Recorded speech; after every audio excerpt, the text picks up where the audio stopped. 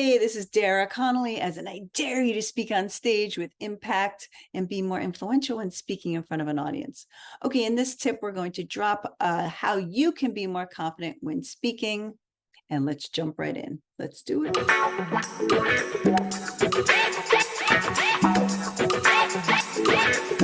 Today, let's jump right into the content. Today, I have 6 tips for you to help you get started being a more confident speaker.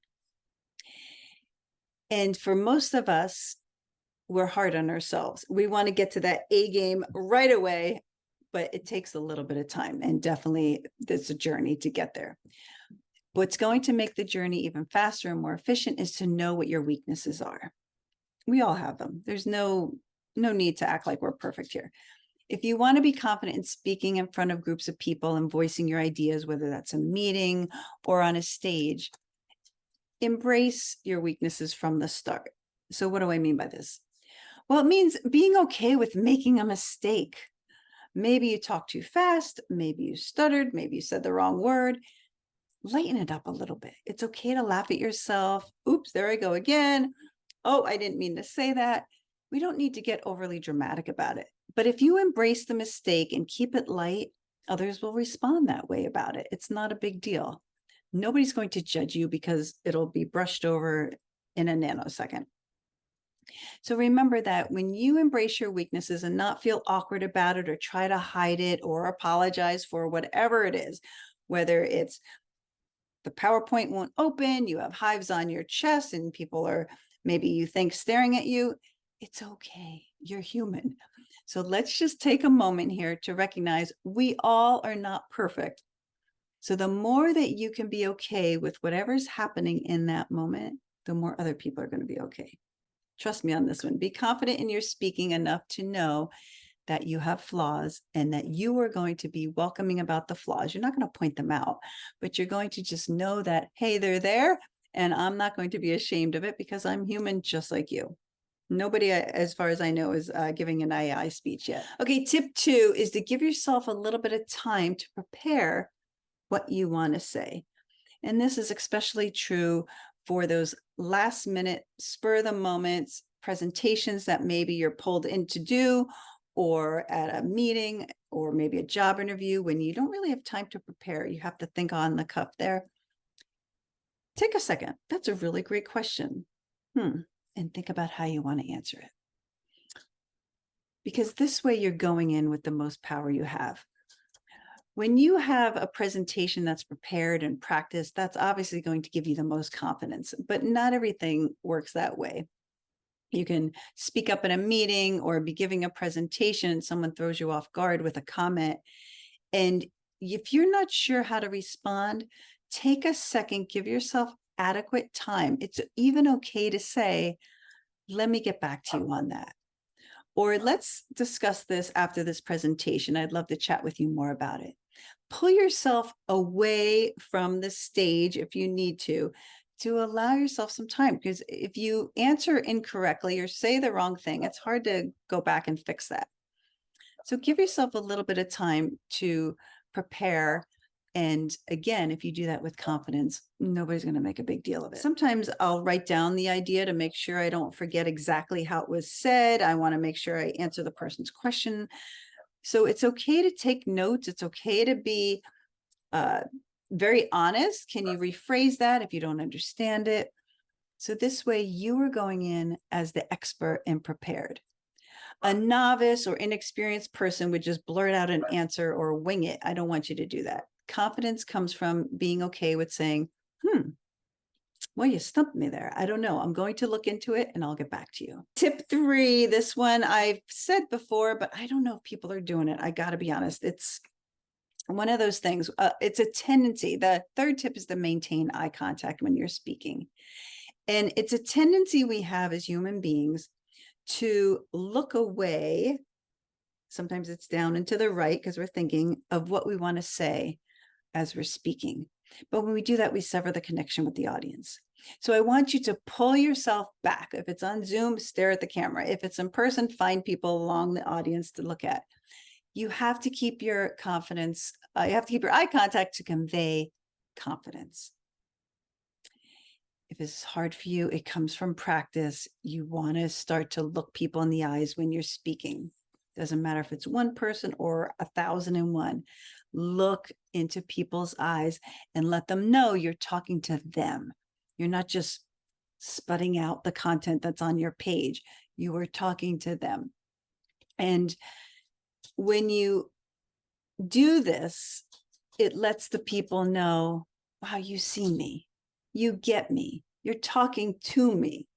And that's what you want to do. You want to talk to people. You want to have a conversation with people. You want to make sure they're getting your content. You can tell if does their face look confused? Are they looking down and distracted?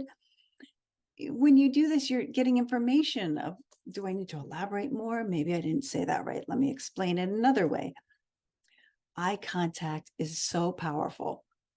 If it's a very large audience, you'll take short little bursts of sentences on each person. You don't want to jump mid-sentence. Finish your thought with one person and then look to the next side of the room. This way, each person feels that they're seen. Okay, number 4, when you are giving a presentation and you allow time for Q&A, a confident speaker knows how much time they are allowing for Q&A. So for example, if I'm giving a 60-minute presentation and I have time for 15 minutes of questions, I will say that ahead of time. Okay, we have 15 minutes of questions. And if I'm getting close to that, I need to let the person know, well, we have to wrap it up. We're cutting into time. And I want to make sure everybody gets the break after this. Take control of the stage. So you monitor how long the Q&A goes. You're presenting, and if no one's asking a question, it's good to have in your back pocket a few questions that most people ask you. Okay, who has a question? And it's dead silence. Well, let me share with you a few of my top 3 most asked questions. This way you are addressing something that's probably on their mind, but nobody has the courage to raise their hand. Time for Q&A and respecting that, because we want to stay on schedule, especially if it's at a conference or we're in a meeting where things are run so tightly. Make sure you stick to it. And if people start getting a little long-winded and won't stop talking, you have to interrupt and say, okay, we want to keep to the schedule here. So don't let the questions go over. Limit the time for questions. Number 5 is to allow the other person to initiate a conversation in silent moments. So for this is great for just small group conversations. If you want to be confident speaking in front of people, what happens is we've become such a fast-paced society that we don't hold silence very well. Hold it on stage. We don't hold it one-on-one. So if you're conversing with someone and the conversation comes to a lull, pause. Don't be the first to speak. Let the other person speak. Now, you may feel like it's awkward and I have to jump in, but you don't have to. In fact, the quieter you stay, the more confident you are. Of course, if you're at a meeting and people want you to speak up and they're waiting for you to speak up, that's not the time to do it. But if it's just that natural pause that happens in a conversation and it's maybe somebody who's speaking about something unrelated to your idea or your original message, give them time. It's okay to let the silence go for a little bit after you speak. And so we want the people listening to really absorb it. And in order to do that, you need to pause and give them time to ask a question, to comment, to kind of come back with some follow-up. If your speaking pattern is like this with no pauses, you're going to lose people. So it's a nice cadence. Speak, speak, speak, take a pause, speak, speak, speak, pause again, and let that silence hold. Let's say you're in a meeting of 20 people and you're speaking and you say, are there any questions? But you only give them 2 seconds to take that in. If they're not quick on the jump on that, you didn't wait long enough. Give a good 20 seconds or so. Are you sure? Anyone want to ask anything? Because inevitably somebody does. Somebody's sitting there because you've been there You've been there, right? Sitting in the audience going, oh, I have a question. Should I ask it? This may be stupid. And you're doubting yourself. That's what they're doing. They're kind of feeling you out. Like, do you really want to hear my question? Does she look like she's rushing to the next point? Is she allowing time for that question? And so give them some time. And the longer you can hold that, the more confident you are when you're speaking. Tip 6, and we're almost there. And before we get to tip 6, be sure to smash the subscribe button so you can be notified when I publish new content. I'm always trying to give you new content that you haven't heard before. And tip 6 is to be yourself. Be yourself when speaking. This is important to do. I like using my hands. I'm Italian. That's how I'm myself. What do you do? Now, again, you're not going to copy anybody else. Don't mimic their style. Be yourself. Let your personality show. If you laugh at yourself or you like to use quotes or statistics, great.